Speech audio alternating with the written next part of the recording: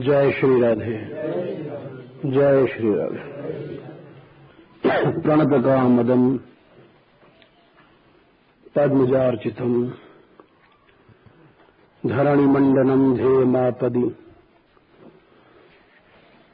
चरणपङ्कजं शन्तमं च ते रमणलस्तनेश्वरपयाधिः।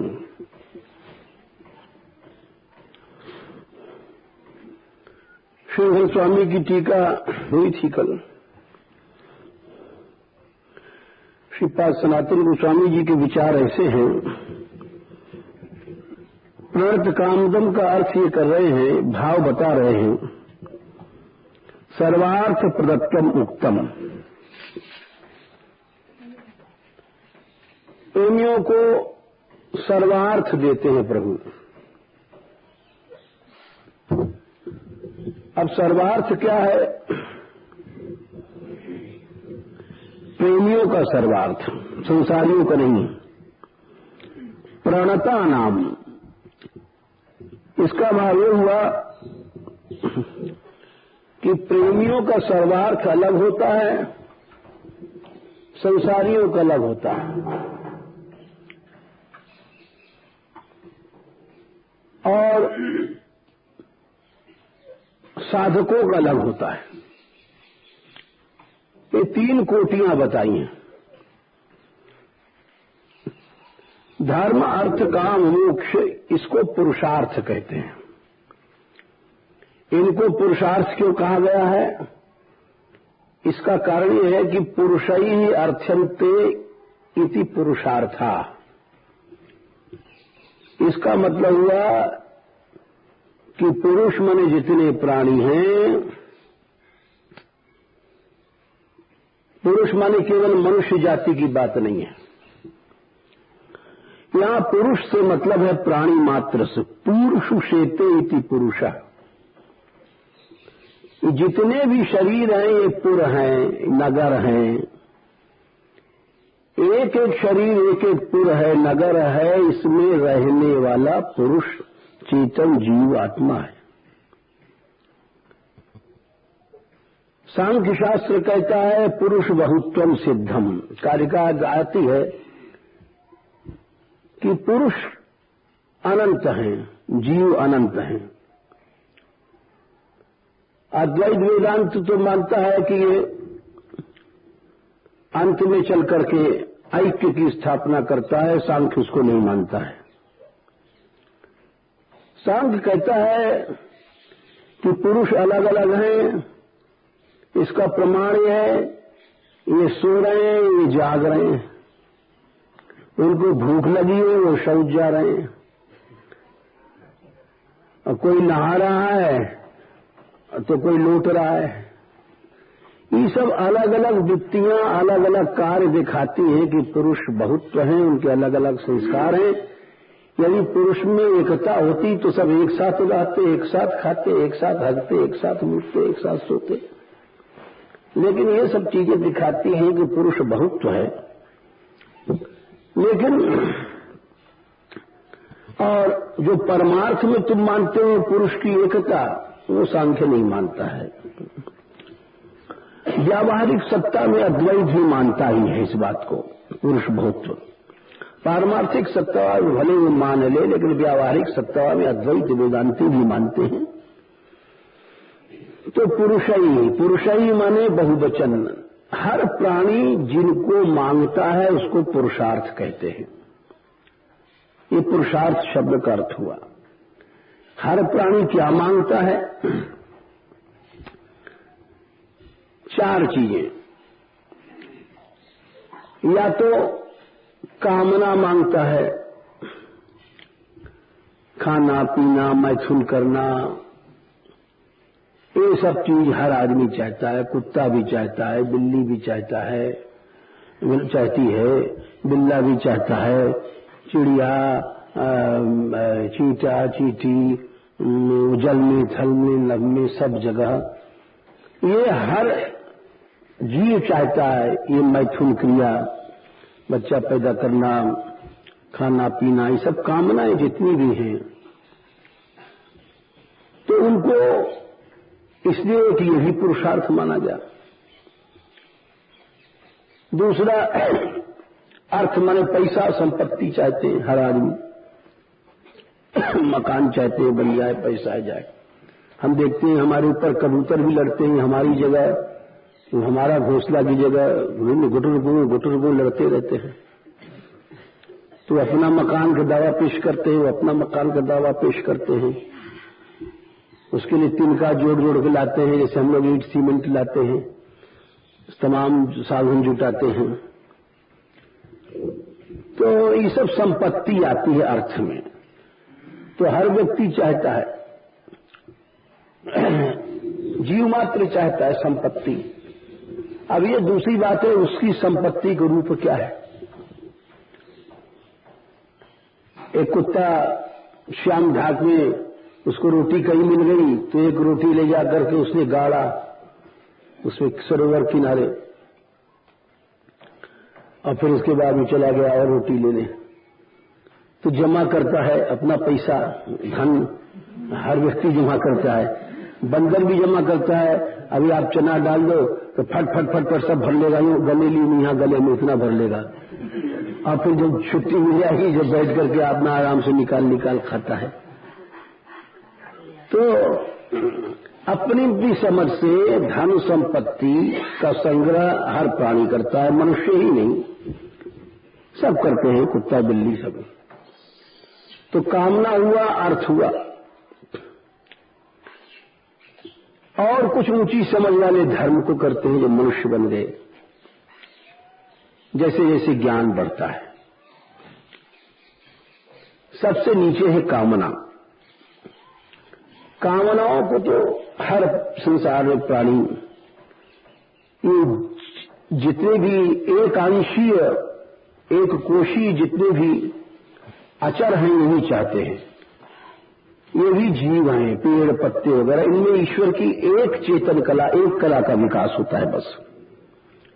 मनुष्यों में 4 कला तक का विकास हो जाता है, और पशुओं में 2 कला तक का विकास होता है। चेतन का विकास धीरे धीरे 4 से ज्यादा, महापुरुषों में 8 तक होता है। फिर चेतन का विकास राम आदि में 12, 16 चैतन्य की पूर्ण कलाओं का विकास एकमात्र श्री कृष्ण में होता है।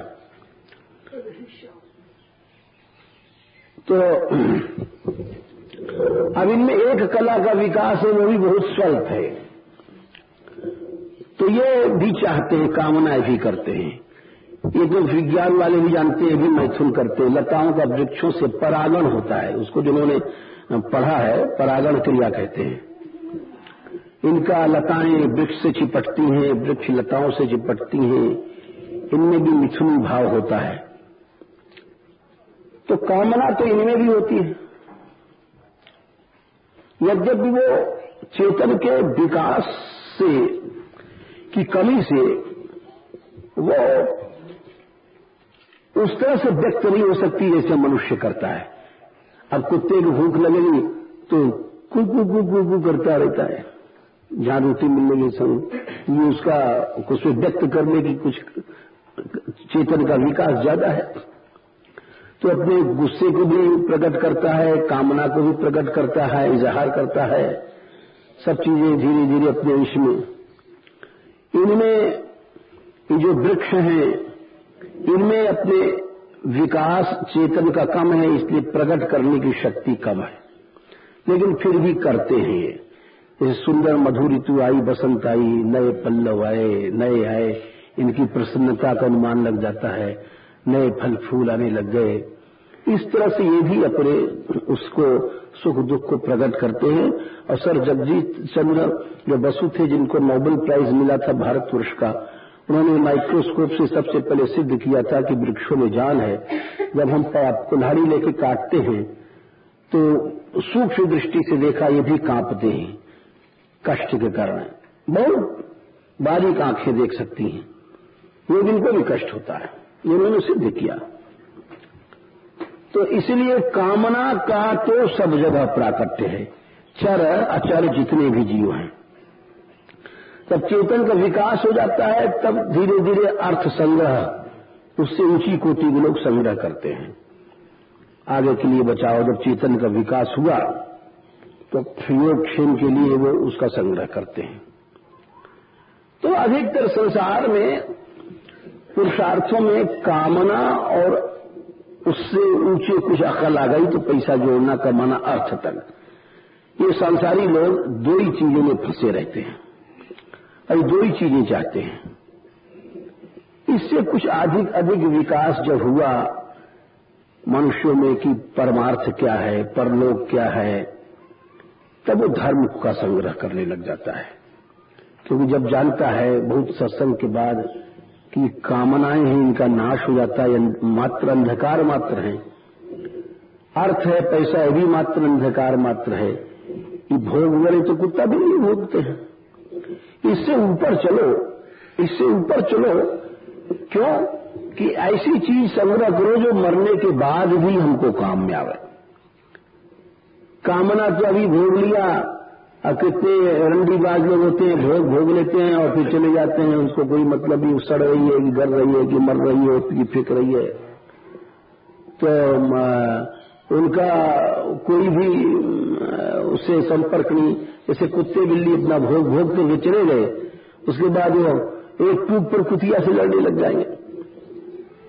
तो कामना से कुछ अधिक बुद्धि वाले अर्थ का संग्रह करते हैं, लेकिन धर्म का संग्रह नहीं करते। धर्म का संग्रह वही करता है जिसकी बुद्धि में चेतना का विकास अधिक हुआ है, और चैतन्य के विकास से ही ज्ञान का विकास होता है। ये भी आप समझ लीजिए, चैतन्य के विकास से ज्ञान का विकास होता है। चैतन्य का विकास नहीं है तो ज्ञान का विकास नहीं होगा। इसलिए जो इस्कॉन वालों ने कृष्ण कॉन्शियसनेस नाम रखा, कृष्ण चैतन्य, वो क्यों रखा कि कृष्ण ही संपूर्ण चैतन्य है। संपूर्ण चैतन्य एकमात्र श्री कृष्ण में है। चैतन्य का संपूर्ण विकास, इसीलिए इनको षोडश जितनी कलाएं हैं संपूर्ण का विकास माना गया। और ये चैतन्य के संपूर्ण विकास पर पंचम पुरुषार्थ प्रेम, ये हम बताएंगे आगे, उसको मानते हैं लोग। तो ये जो हमने बताया आपको पहले, कामना, ये तो जड़ भी जीव चाहते हैं, वृक्ष आदि भी। उससे ज्यादा चैतन्य के विकास वाले पैसा वगैरह का संग्रह करते हैं। उससे ज्यादा जब बहुत कम लोग होते हैं, नर सहस्त्र महा सुनहु पुरारी, कोय कुहो धर्म व्रतधारी। हजारों लाखों करोड़ों आयु में किसी के भीतर धर्म बुद्धि आती है, वो धर्म का संग्रह करता है। नाम मात्र के लिए नहीं, सच में जो धर्म का संग्रह करता है, ऐसे लोग कम होते हैं। हम लोग साधु भी बन जाते हैं तो अक्सर देखा जाता है कामनाओं का संग्रह, अर्थ का ही संग्रह अधिक पाया जाता है। सच में धर्म का संग्रह अगर हम लोग करने लग जाएं तो एक बहुत बड़ी समाज में जागृति हो जाए, एक बहुत बड़ा समाज का सुधार हो जाए, एक बहुत बड़ा अपना भी कल्याण और संसार का भी कल्याण हो जाए। हमारे जैसे लोग साधु बनने के बाद भी अर्थ का संग्रह करते हैं, कामनाओं का संग्रह करते हैं। तो धर्म का संग्रह वास्तव में एक लाखों करोड़ों में कोई ही करता है, नहीं तो अधिकतर लोग धर्माचार्य बनने के बाद भी और अर्थ का संग्रह करते हैं। इसका प्रमाण आज कलयुग को तो छोड़ दो, प्रहलाद जी ने दिया है। वो कहते हैं उस युग में ये हालत थी, तो फिर आजकल तो कितनी नीचे जा चुके हैं। हर चीज बिकती है, कीर्तन बिकता है, पाठ बिकता है, और जप तप सब बिकता है, हर माल बिक रहा है यहाँ पर। ये नहीं, मंदिर बिक रहा है, सेवा बिक रही है, सेवाओं के ठेके होते हैं बड़े बड़े। हाँ, ठाकुर भी चोरी होते हैं, बिकते हैं। यहाँ तक हमारा दिमाग भी पहुंचा था। बात सही है। तो हर चीज बिक रहा है।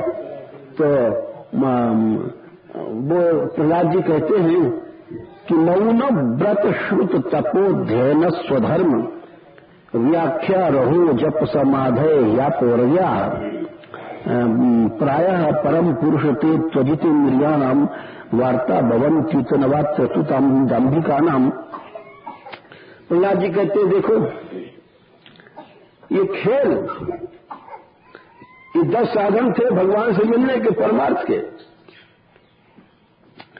दाम्भिकों ने इसको वार्ता बिजनेस बना दिया। प्रहलाद जी कह रहे हैं प्राय परम पुरुष ते त्वजितेंद्रिया नाम, अजितेंद्रीय लोगों ने और दाम्भिक लोगों ने, दो प्रकार के लोग होते हैं। प्राय परम पुरुष ते त्वजितेंद्रिया नाम, अजितेंद्रीय लोगों ने, और वार्ता भवन च्युतम नवात्र तु दाम्भिक, अदाम्भिक लोगों ने, जो दिखाना चाहते हैं अपने को, या जो कुछ अजितेंद्रीय खाना चाहते हैं, पैसा चाहते हैं, भोग चाहते हैं। इन दोनों लोगों ने इस 10 साधन जितने थे उनको सबको बिजनेस बना दिया। कौन कौन? मौन भी लोग रहते हैं, क्यों? कि सब लोग जाने, हमारा अपना रंग जमे। हमें एक बात याद है कि आप कोशिश कर ले, कुछ नहीं देख सकता भीतर का। क्यों? भीतर जो कुछ है वो इस बाहर से बहुत बड़ा है। आप कहोगे कैसे? ये जितना दुनिया बाहर है इससे बड़ी दुनिया भीतर है। सूक्ष्म से सूक्ष्म संसार बहुत बड़ा है। ये सारी दुनिया हमारे तुम्हारे भीतर जो कॉपी है चित्त की बुकलेट, उसमें लिखी हुई है। अनंत संस्कार इसमें भीतर, जैसे पासबुक में लिखा रहता है आपका इतना अकाउंट 20,000 जमा, आपने 15,000 निकाला, बाकी सारा अकाउंट लिखा रहता है बैंक की पासबुक में। वैसे हमारे और तुम्हारे चित्त में अनगिनत अनंत कर्म लिखे हुए हैं, संस्कार हैं, और इसकी कोई सीमा नहीं है। अब आप सोचिए कि स्थूल से सूक्ष्म कितना बड़ा है। स्थूल से बहुत बड़ा सूक्ष्म है।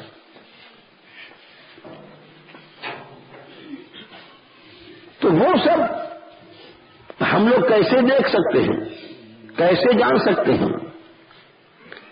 एक जरा से शरीर के भीतर ही साउंड वाउंड करो, एक्सरे करो, वैक्स करो, मशीन लाओ, बिजली फेल हो गई, बैठे रहो, अब न साउंड होगा ना एक्सरे होगा, बिजली फेल हो गई साहब। और थोड़ा सा होता है, वो सुना इतना घोटू का इतना अलग होता है, इस पोर्शन का अलग होता है, उसका अलग होता है, उसके बीच झगड़े। बनावटी चीज तो बनावटी होती है। तो इसीलिए उपनिषदों में कहा कि ये जो इंद्रियां हैं, तस्मात् परांग पश्यति नान्तरात्मन, हर जीवात्मा, हर जीव बाहर ही देखेगा, भीतर नहीं देख सकता। और आज तक कभी हम लोगों ने भीतर देखा नहीं। अगर भीतर देखते तो भगवान से मिल गए होते। तो भीतर देखने की अकल क्या है? प्रश्न है कि हम लोग भीतर नहीं देख सकते, शरीर के ही भीतर नहीं देख सकते, 2-4 मशीन बना लिया है और कुछ नहीं। फिर उसके भीतर बहुत सी इंद्रियों, फिर प्राण, फिर मन, फिर बुद्धि, यानी कितना है, और अनंत संस्कार हैं। उसको कैसे देख सकते हैं हम लोग? नहीं, कोई दुनिया की मशीन नहीं लग सकती। तो कोई उपाय है? तो बोले उपाय है। उपनिषदों में एक बात बताई, कश्चित धीरा प्रत्यगात्मानमैक्षत आवृत्त चक्षु ब्रह्मतत्वमिच्छन्। एक मंत्र आता है,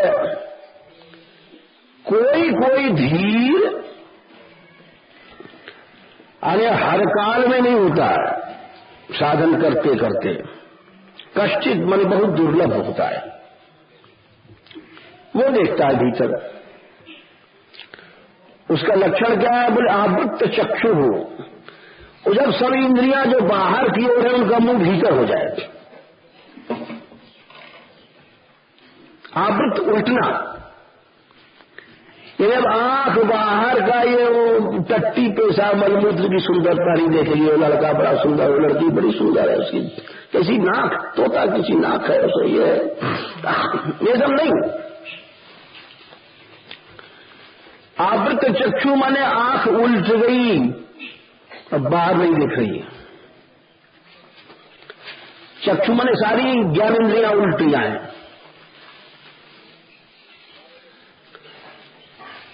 तब वो भीतर देख सकता है। अब जो हम बाहर ही इंद्रियों को दौड़ा रहे हैं, जैसे कल हमने आपको सुनाया था कि इंद्रियाणि भैरात्मा, बाहर नहीं विसर्जित भैरिंद्रियाणि, सर्वात्मा न विसर्जित भैरिंद्रियाणि, सौगरी ऋषि ने कहा था। उस साधन करने से फल क्या रहा? साधन करने से फल क्या निकला? आपने एक घड़े में, जैसे एक हमारे महावीर स्वामी के पास उनके शिष्य लोग गए, तो उन्होंने पूछा, महाराज काम बड़ा नुकसान करता है, जो क्रोध की, लोभ की, मोह ज्यादा सबसे भयानक कौन है? तो उनका अच्छा एक बात बताओ, एक घड़े में दाहिनी तरफ छेद है, एक बाईं तरफ है, न पूरब की, एक पश्चिम, सब, तो कौन सा छेद बड़ा है बताओ, नुकसान करता है? बोले वो तो सभी छेद नुकसान पानी निकाल देंगे। तो बोले फिर क्या पूछते हो? छेद तो एक भी है वो भी। तो इसीलिए कश्चित धीरा प्रत्यगानम आत्मानमैक्षत आवृत चक्षु हो, यही प्रहलाद जी का भी कहना है। भगवान ने भी कहा, यो वै एकादश स्कंध में श्लोक आता है, यो वै वांग मनसी सम्यक असंयच्छन धियायति तस्य व्रतम तपोदानम सर्वत्यात्म घटाम्बुवत्। बोले इन्होंने बड़ा व्रत किया, बड़ा तपस्या किया। साहब ये महात्मा देखो तो इन्होंने बड़ा तप किया, बड़ा व्रत किया, इन्होंने तप किया, दान बहुत, इन्होंने करोड़ों रुपये डाल दिया, बड़े ऊंचे सेठ जी। बोले वो तो सब ठीक है, लेकिन दान व्रत तब जितना साधन था किया तो घड़ा में खूब, लेकिन देखना चाहिए घड़ा में छेद है कि नहीं है, और छेद है तो सब छू जाएगा। योगी वांग मनसी सम्यक अयत संयच्छन धियायति। वांग मनसी ज्ञानेन्द्रिय कर्मेंद्रियों को नहीं रोका तो तुम्हारा सारा साधन स्रवत या आत्मा घटाम्बुवत्, आत्मा मन यहाँ शरीर, शरीर रूपी घड़े से सब चू जाएगा। तुम बैठे बैठे सोचो हमने बड़ा साधन किया, धोखा है तुमको। यानी तुम अपने को ये समझ पाए। तो ये बात प्रहलाद जी भी कहते हैं कि देखो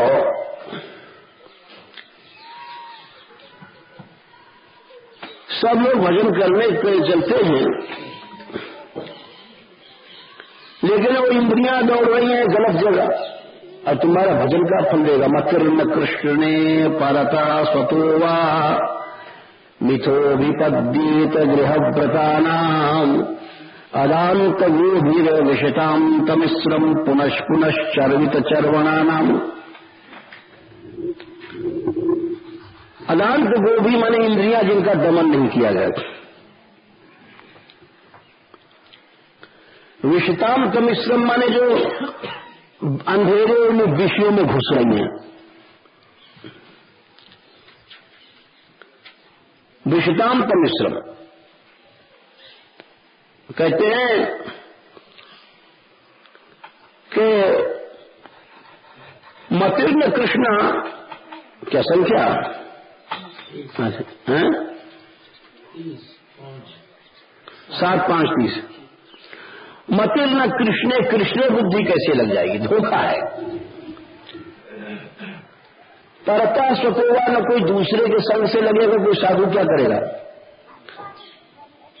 गुरु जी कह रहे हैं बेटा संयम करो, और चेला जी गुरु को धोखा दे रहे हैं, तो गुरु जी का कंधे पे ले जाएंगे।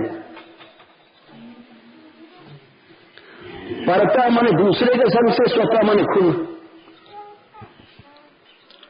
इस तरह से बुद्धि कृष्ण में नहीं लगेगी। मतिर्न कृष्णे परतः स्वतोवा। मिथो भी पद्येत, बोले साथ साथ कोई बैठ जाए तो भी नहीं लगेगा।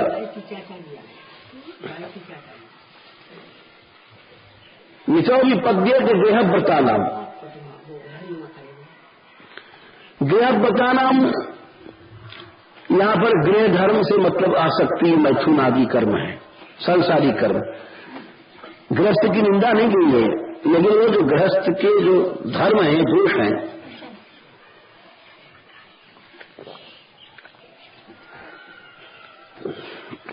हम वाले साधु हो गए और वही धर्म हमारे में भी है। अदांत गोभिर, अदांत गो मानी इंद्रियां, इंद्रियों को दमन नहीं किया गया तो क्या होगा? विषताम पमिश्रम, वो अंधेरे में जा रही है, आंख भी अंधेरा में घुसा रही है, जीवा भी घुसा रही है। लाओ लड्डू पूरी सवेरे से बैठे हैं, आज बादाम का हलवा मिलना आ जाएगा। आज एक बात है, बादल है और ठंड है तो गरम गरम पकौड़ी अब बन जाए तो अच्छा रहेगा। अब लग रहे साहब उस सवेरे से उसमें जो आगरा की सत्संग में आई थी तो बोले क्या करे, भजन यूं होता है कि सवेरे सवेरे लोग कहते हैं जाड़े में भरेमा परांठा चाहिए। उसमें टाइम बहुत लगता है। तो हमने कहा भाई बात अब भरेमा परांठा खाए तो अभी सब कान में हमारे आता है। तो ये अदांत गोभिर विषिता मावई, ये जो इंद्रियां हैं तमिश्र क्यों ले जा रही है और हमें पता ही नहीं पड़ रहा है। हम इस धोखे में फिर वो बोली, वैसे तो हम लोग ठाकुर जी को भोग लगा के पाते हैं। हालांकि ये तो बड़ा एहसान करते हो आप। ठाकुर जी को बड़ा एहसान किया आपने। इन्हें खाने के हमारे मन में है, बच्चों की जिद है, चलो प्रभु को भोग लगा रहे हैं। एक ढाल बना लिया है हम लोगों ने, हर चीज को मन ढाल बना लेता है। एक जगह से कुछ लोग व्यक्ति आए चंदा मांगा करते हैं, जगह जगह रसीद है ना, ये आप क्यों करते हो? बोले हम सबका कल्याण करते हैं, सबका पैसा ला के प्रभु की सेवा में लगा देते हैं। तो अभी क्या है, ढाल बना लिया है हम लोगों ने। अपने आप को सही मानने का 1000 रास्ता निकाल लेता है जीव। अब क्या किया जाए? अपने को समझना कठिन है। अरे क्या तुम ये क्यों नहीं कहते हो कि हमारे मन में हुआ भरेमा परांठा खा जाए? मैं लड़के ने कहा, पति ने कहा, क्या तुम्हारे पास ठाकुर जी का टेलीफोन आया था क्या? ठाकुर जी पे तुमने रख दिया। अच्छा चलो साहब, ठाकुर जी को मालूम तुम्हें भरेमा परांठा टेलीफोन आ गया, मान लिया। अब भरेमा परांठा खा करके तुम जो विषयों में लग रहे हो तो क्या और भी ठाकुर जी से परमिशन लेते हो कि हम रात को सोने जाएं या क्या करें, या ऐसा करें वैसा करें? हर एक काम में क्या? अरे इंद्रियों की लोलुपता को क्यों नहीं पहचानते हो? एक बार ऐसे ही एक दुर्घटना सी हो गई थी हमसे।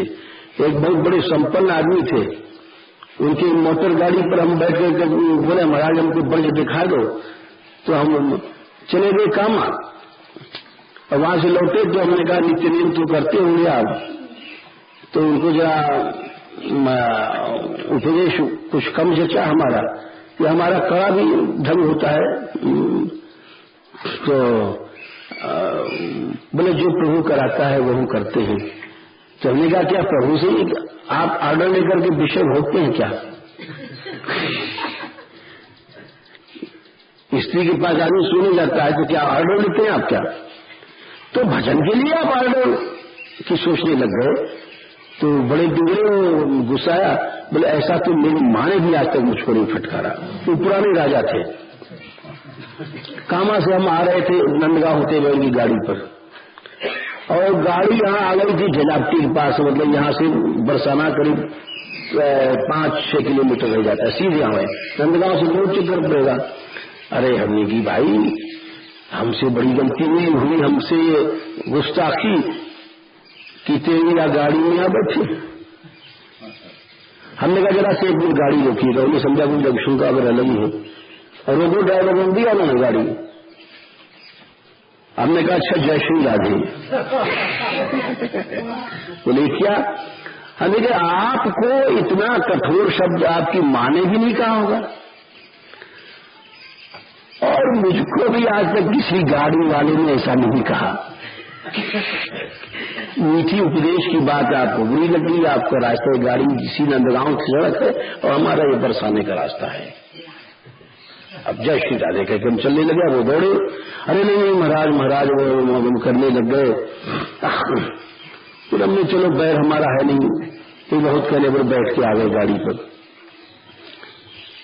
तो यानी जीव समझता ही नहीं और समझना भी नहीं चाहता है। ऐसी विचित्र स्थिति है जीव की। हम क्या हैं, अपने दोषों को ढकता रहता है। मैं ठीक है रहेंगे बादल है, हर समय अपने दोषों को ढकता है। भजन की कहा जो प्रभु कराएगा तो करेंगे। अरे प्रभु कराएगा, संसारी के काम में तो तुम करते हो, भोग भोगते हो, व्यापार करते हो, दुकान खोलते हो, तो वहां तो लाइसेंस भगवान से ले नहीं जाते हो। अब अगर भजन पर कहते हो जो प्रभु कराएगा हम करेंगे, ये सब क्या है? ये अपने दोषों को ढकना है।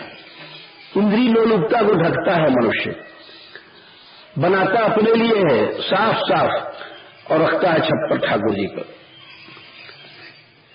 हम प्रभु के लिए बना रहे हैं। सूरदास जी कहते हैं अगर तुम प्रभु के लिए बनाए होते तो सब माल बना करके अलमारी में फ्रिज में न रखते। तंदुल घिरत समर्पि श्याम को, और संत परोसु कर तो, जो तू कृष्ण नाम चित धर तो। अगर सचमुच तू प्रभु के लिए बनाया होता तो प्रभु की दासों को पवाता, और बना बुनी करके फ्रिज में लाख बंद कर दिया कि अपने रात को खाएंगे संध्या को खाएंगे। ये क्या है? ये अपनी कमी को न समझना है, अपनी वासना को नहीं समझना है। तो मैंने इसलिए कहा कि मनुष्य अपने आप को नहीं समझ पाता है, और ये इंद्रियां ले जा रही हैं हमें कहां, ध्यान कहां से हो सकता है? हो नहीं सकता है। अदांत वीर विषताम तमिश्रम, घोर अंधकार क्यों ले जा रही है? प्रहलाद जी कह रहे हैं कहां ले जा रही है? पुनश पुनश चर्वित चर्वणा नाम, थूके को चाट रहा है। चर्वित चर्वण कहते हैं जो चीज चबा के थूक चुके हैं उसको फिर खाता रहता है, फिर उगलता है। जैसे कुत्ता होता है, उल्टी करता है फिर उसको खाता है, फिर उल्टी करता है, उसको वानताशी कहते हैं। वानताशी माने उल्टी को खाने वाला। वैसे जितने भोग हैं सब झूठे हैं, उल्टी किए हुए हैं। हर कण कण हर जीव ने भोगा है। हम समझते हैं कि हमारी ब्याह हुआ हमारी स्त्री बड़ी शुद्ध होगी, नहीं, जितना भी सब तत्व है ये चर्वित चर्वणा नाम सब थूकल है। हम लोग भोग रहे, थूक चाट रहे हैं, और हम समझते हैं वाह वाह वाह वाह। तो इस तरह से मन कृष्ण में नहीं लग सकता है। ऐसा कैसे ध्यान में मन लग जाएगा? ध्यान में मन तो जब लगता है जब इंद्रियां प्रत्याहित होती हैं, उनका प्रत्याहार होता है। इंद्रियों के प्रत्याहार के बाद फिर ध्यान की स्थिति आती है। तो यदि मन में भगवान में मन थोड़ा भी लग जाए तो निश्चित है आपत्ति गायब हो जाएगी। संसार की कोई आपत्ति रुक नहीं सकती है। कोई आदमी शंका करे, मान लो कि जैसे भाई पांडवों में मुसीबत पड़ी तो क्या भक्त नहीं थे?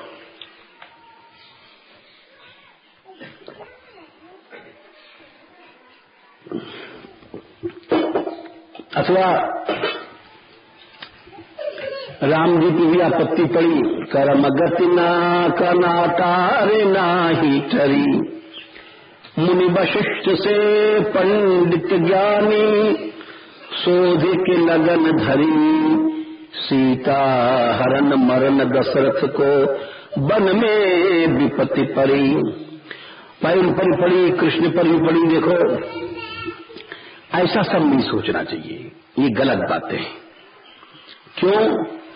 वो सब भगवान की इच्छा से भगवान की लीला है। प्रश्न है साधन साधकों का। अब जैसे कोई कहे कि श्री कृष्ण ब्रज से चले गए फिर नहीं आए साहब, अभी कुछ दिन पहले ही पिछले इतवार की बात है, आगरा से कुछ लोग आए थे, नए नए थे अपनी गाड़ी वाड़ी लेकर के। तो उन्होंने आते प्रश्न किया कि कृष्ण ब्रज में नहीं आए, ऐसा क्यों है?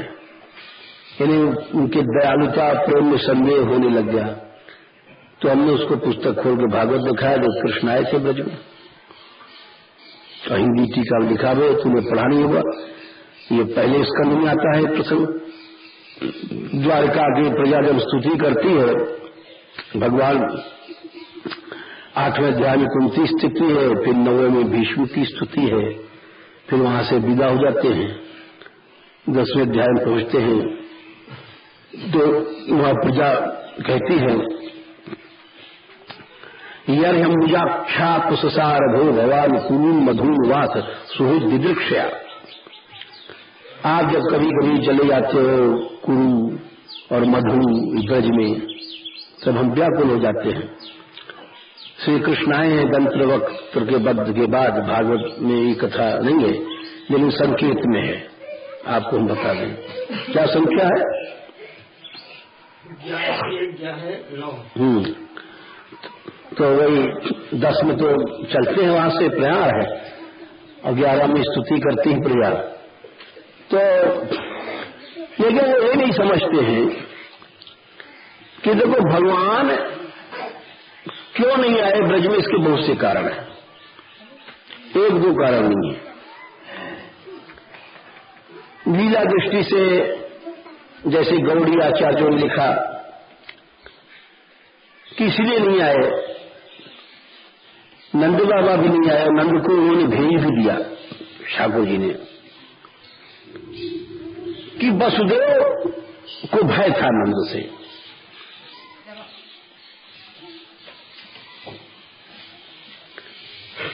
जब एक उदाहरण से समझो, आपका लड़का है कोई, और वो अपनी स्त्री से बहुत प्यार करता है, ससुराल बहुत आता जाता है, तो निश्चित है कि लड़के की मां सोचेगी कि ससुराल वालों ने बहका लिया है। ससुराल में कोई आता है तो उसको भय लगता है, तो जब देखो इसके जीजा साले और साली सभी घुसे रहते हैं, 10 बार सास आएगी और 50 बार वो आता है, और वे इसके लड़के को ससुर आते हैं, चिट्ठियां आती हैं, जाने घर घर की बात है। अब हमारा लड़का हमारा कहाँ रहा, अब तो वो अपनी सास का बेटा है, अपने ससुर का बेटा है, ऐसे हमने कानों में शब्द आता है, तो जो कान तो सुनते हैं। अब क्यों कि सगी मां सोचती है, अब बहू के पास बैठता है, अब लड़का हमारा कहाँ है।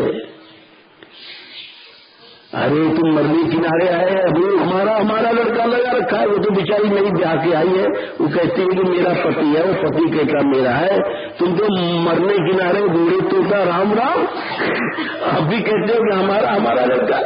अरे शर्म तो भोगवानी चाहिए कि तुम्हारी इतना आंखें नहीं खुल रही है, बच्चों की क्या आंख खुलेगी। तुम जगत से अब तक निराश नहीं हुए, तुम जगत से अब तक निरपेक्ष नहीं हुए, तो वो कैसे हो जाएंगे। मनुष्य जो जिसमें खुद गुण नहीं है वो दूसरे से चाहता है। तो इसीलिए मनुष्य अपने भगवान लीला दृष्टि से, गौड़ी आचार्य ने लिखा कि वसुदेव को भय था, इसीलिए श्री कृष्ण ने नंद से कहा कि बाबा जल्दी आप ब्रज चले जाओ। जानते थे नंद वगैरह क्यों नहीं आए ब्रज में, उसका भी कारण था। वो जानते थे कि अगर हमारा अपमान कर दिया वसुदेव ने, सम्मान नहीं किया, बात सही भी है। जब नंद जी गए थे तो वसुदेव जी स्वयं मिलने नहीं आए, नंद के पास स्वयं मिलने जाना चाहिए था, तो फिर कन्हैया को दुख हो जाएगा। हमारा अपमान सुन करके कन्हैया दुखी हो जाएगा, तो हम कन्हैया को दुखी क्यों करें, इसलिए नहीं गए ब्रजवासी। या बहुत सी कारण बताया कि कृष्ण में इसलिए भी ब्रज मथुरा से ब्रज नहीं आए कि जितने उनके बैरी थे, यदि यीशु के बैरी बहुत निशाचर रहे, सब रहे, जरासंध आदि मर गए, तब शाल वगैरह बहुत थे। तो श्री कृष्ण जब इधर आ गए तो शाल ने द्वारका पर हमला कर दिया था, ये सब ने द्वारका पर हमला कर दिया। तो वो जानते थे कि अगर मैं अपना ब्रज से पुनः प्यार दिखाऊंगा तो ब्रज पर भी हमला हो जाएगा। इन्हें बहुत से कारण हैं, 2-4 कारण नहीं है, लेकिन इनके अतिरिक्त एक खास कारण ये है न आने का कि श्री कृष्ण अनेक लीलाएं करते हैं। क्यों करते हैं? अधिकारी भेद से। अनेक अवतार होते हैं। क्यों होते हैं? अवतारी अधिकारी भेद से, जैसा जहां का जिसका अधिकार है। कुछ लोगों को ईश्वर लीला अच्छी लगती है, कुछ को माधुरी अच्छी लगती है, अपने अपने संस्कार होते हैं। हमारे बाबा कहते थे कि पिसाए में जो आए, जिसका 100 साल पुरानी बात है, तो एक महात्मा थे गौड़िया, लेकिन मणिपुरी थे, तिलक तो गौड़िया था और गौड़ संप्रदाय भी था। तो पिसाए के भजन बहुत करते थे, 18-20 घंटे दिन रात बोलते नहीं थे, लेकिन उनकी प्रकृति कुछ वैसी थी।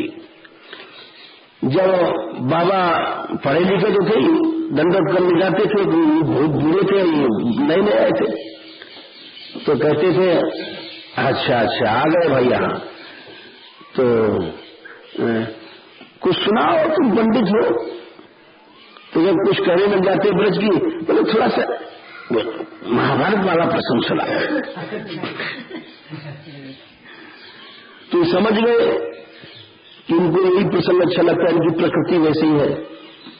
तो बोले हम पहले से सोच के जाते हैं, आज अर्जुन की लड़ाई सुना देना, आज कर्ण की सुनाई देने, तो बड़े खुश होते। ये जियो थे तो गौड़ी, उपासना भी माधुर्य की थी।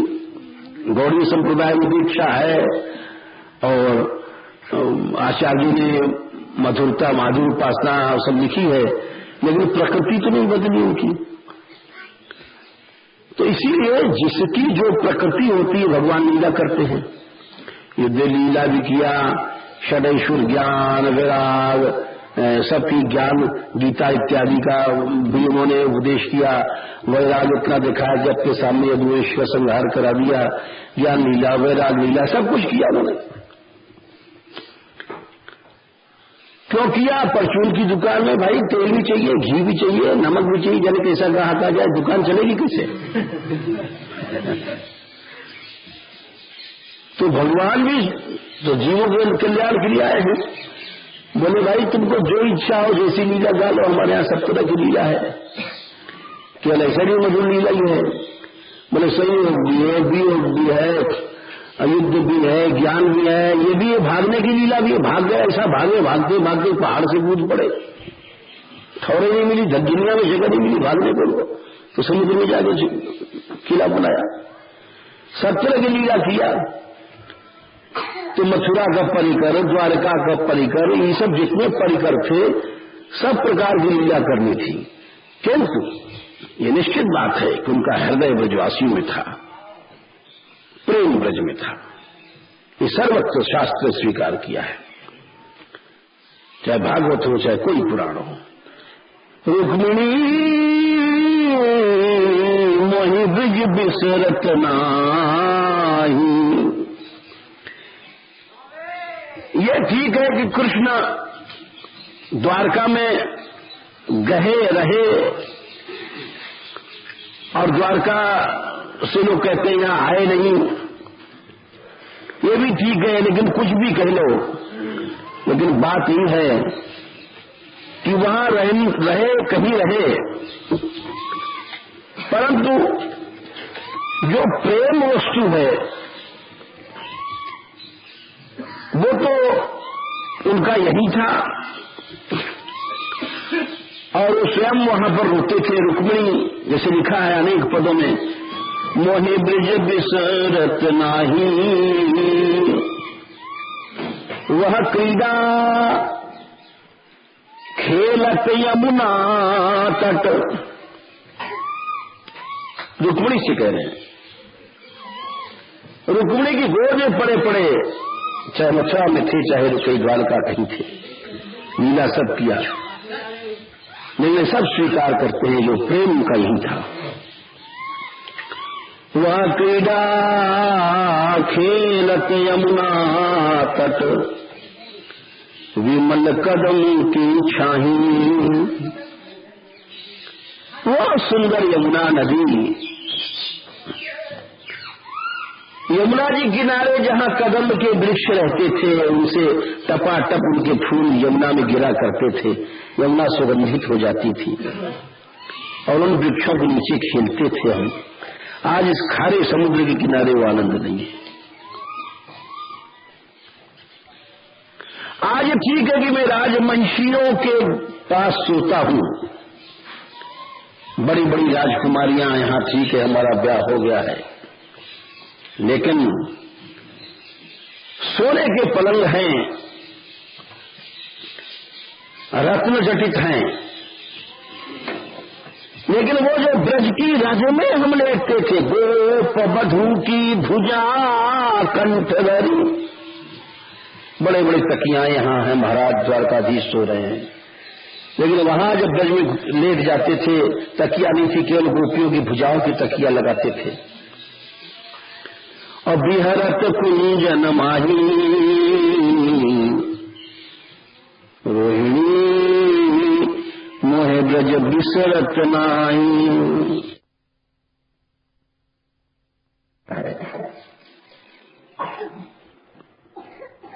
सकल सखा अरुनंद जसोदा, वे चित्ते न तराही। यहाँ देवकी है, वसुदेव है, दिन रात माता है, खिलाती पिलाती है, लेकिन क्या नंद यशोदा को हम भूल सकते हैं? सुतहित जान नंद प्रतिपाले, बिछुरत विपत्ति सहाही। आज हमारे पीछे कितना कष्ट भोग रहे हैं वियोग का, हर समय हमारे छाती पर धर रही है, सारी बातें धरी हुई। बोले आप तो 16,000 रानियों के बीच में हो, सोने की द्वारका 16,000 रानियां 108। बोला हाँ है सब चीज सही, लेकिन कुछ नहीं है। जद्यपि सुख निधान द्वारावती,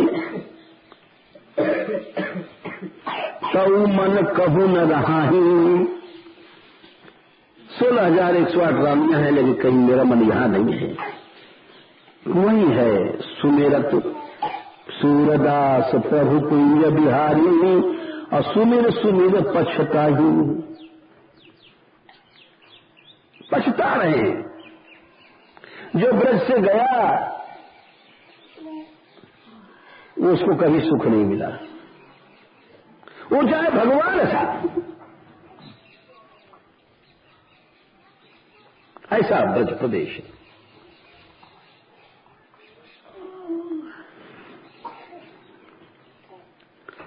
तो ये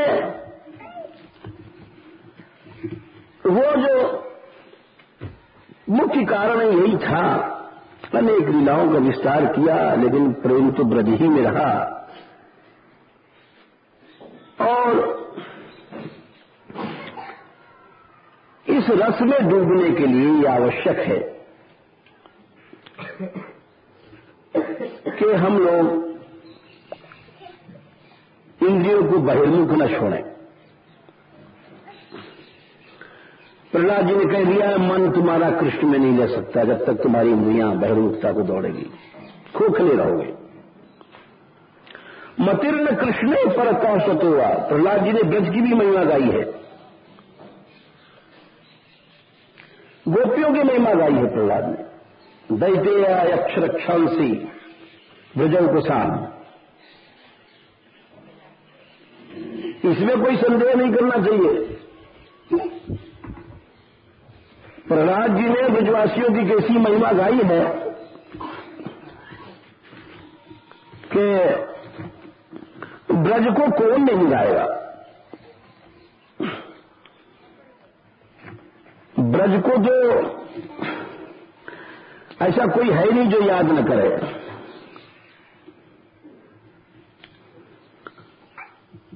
उन्होंने यही कहा है कि देखो हे दानवों निशाचरों, ये ब्रज की याद कर रहे हैं प्रहलाद जी। 7:54 दैत्या यक्ष रक्षांसी स्त्रिया शूद्रा ब्रजोकुश, ब्रजवासी लोग,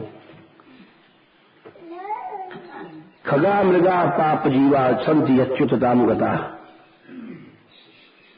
सब श्री कृष्ण में हो चुके हैं। एतावाने वो लोकेस्मिन् पुरुषः स्वार्थः परस्मृत एकांत भक्तिर गोविंदे यद सर्वत्र तदीक्षणम।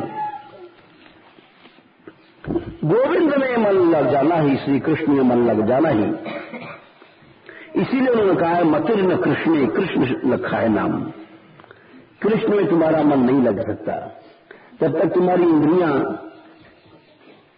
गड़बड़ सड़ में जिंदा डूब रहे हो तुम। अदांत गोभीर विषताम तमिश्रम, ये प्रहलाद जी का घोष है, डंके की चोट पर कहते हैं तुम्हारी इंद्रियां अंधकार में जा रही हैं और तुम कृष्ण में कहते हो मन लग जाए। कृष्ण में ध्यान कैसे लगेगा? नहीं लग सकता है, गड़बड़ मामला है। तो ध्यान क्या है लोग जानते हुए नहीं। प्रसन्न कह रहे थे कि वस्तुतः ये जो पांडवों पर या राम पर आपत्ति आई, कृष्ण पर आई, ये तो छोड़ो, ये लीला थी। लीला अलग है, साधक का क्षेत्र अलग होता है।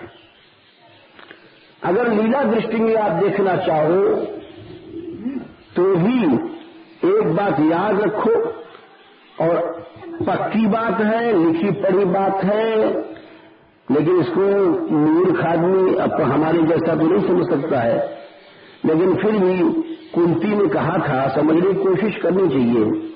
अब मैं राजमाता हो चुकी हूं और सब कौरव मरमुरा गए, एक क्षत्रिय दृष्टि का राज्य हो गया, विजय का डंका बज गया, हमारे बेटे चक्रवर्ती सम्राट हो गए, लेकिन कुछ सुख नहीं रहा। बोले फिर? बोले सुख तो वही था केशव, हे कृष्ण, जब मुसीबतें थी और हम तुम्हारी याद किया करते थे। क्या राजपाट है, सुख नहीं है, सुख तो कृष्ण की स्मृति में है। बोले क्या तो तुम चाहती क्या बुआ जी? बोले कन्हैया वही मुसीबत मुझे फिर से दे दे। विपदा संतुना शाश्वत तत्र तत्र जगत गुरु, वो मुसीबतें दे दे। भक्त ये चाहता है। भक्त क्या चाहता है? याद चाहता है अपने प्रभु की। कहा हनुमंत विपत प्रभु सोई, जब तब सुमेरन विपत, भजन न हुई, कि जब तुम्हारा सुमिरन भजन नहीं होता है उससे बड़ी मुसीबत कुछ नहीं है। और ये सब राम भजन के बाधक, ये सब जितना राज्य वाज्य बाधक है। इसलिए सच्चा सुख क्या हम जानते नहीं हैं। सच्चा सुख भगवान का कोई छीन नहीं सकता दुनिया में, ब्रह्मा भी नहीं छीन सकता, न काल छीन सकता है। हम लोग, हमारी परिभाषा गलत है। हम सुख समझते हैं भोग, बहू मिल जाए, लड्डू पेड़ा मिल जाए, रुपया का पुलिंदा आ जाए, बैंक में जमा हो जाए, उसका ब्याज चल रहा है महाराज, तो हमारा तो हमने उसको सुख मान रखा है। इसलिए हमारी परिभाषा गलत है। सुख है भगवान का स्मरण, और वो भक्त को कभी कोई घाटा उसमें नहीं हो सकता है। इसके अलावा लौकिक भी चीजें हैं, वो भी अपने आप आती हैं। जैसे अंत में पांडवों की ही विजय भई, अंत में भक्तों को अंत तो हमेशा ही।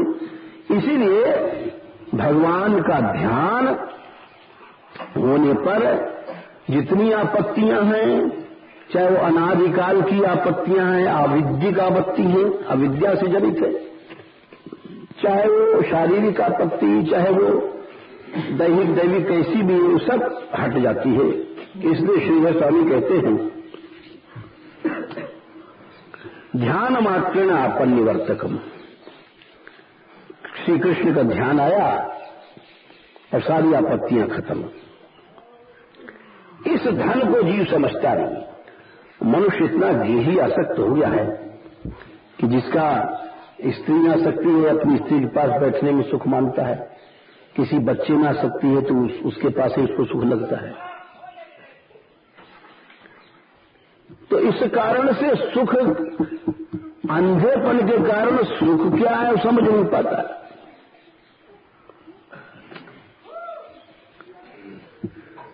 आगे कहते हैं श्री गोस्वामी, संतमम का अर्थ कर रहे हैं, सेवा समेपि सुखतमम ते चरण पंकजम। संतम का अर्थ कर रहे हैं कि भगवान के चरण ही शम, शांति या सुख देने वाले हैं। शम माने सुख या शम माने शांति।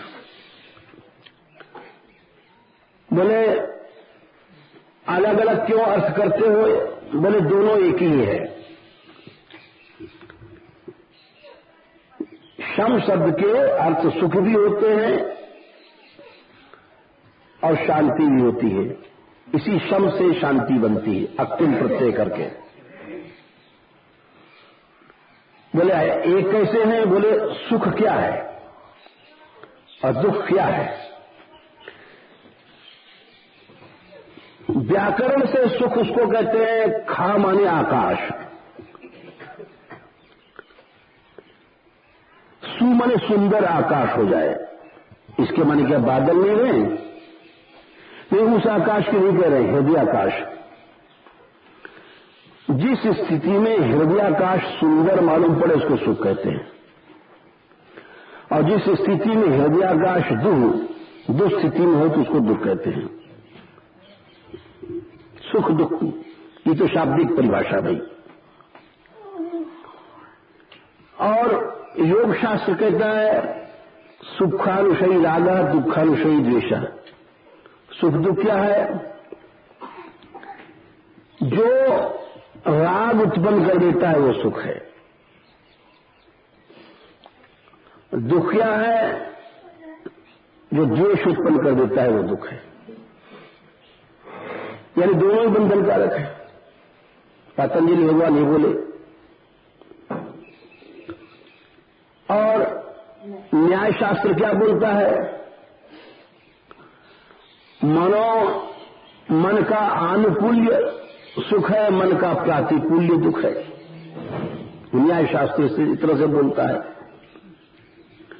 आध्यात्म शास्त्र क्या कहता है? बोले दोनों कल्पित है, सुख दुख ये जीव की कल्पित है परिभाषाएं।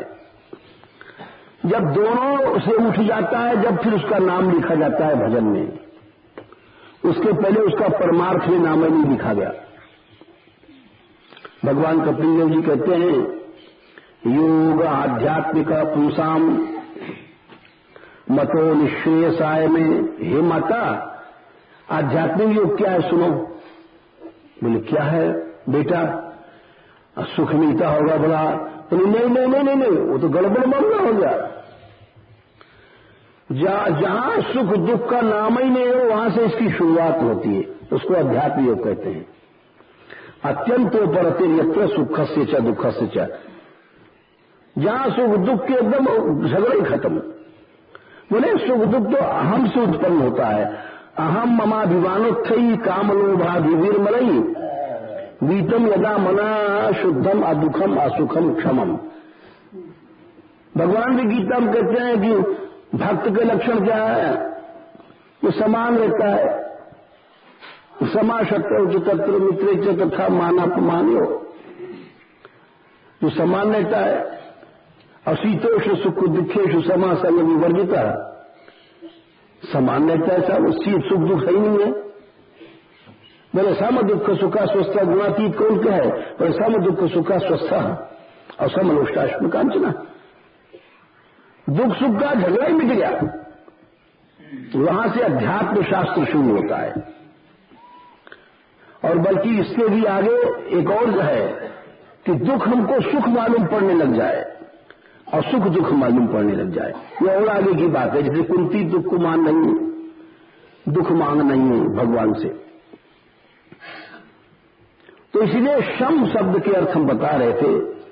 शम माने शांति और सुख। जब अंतःकरण शांत रहता है वही सुख की अवस्था है।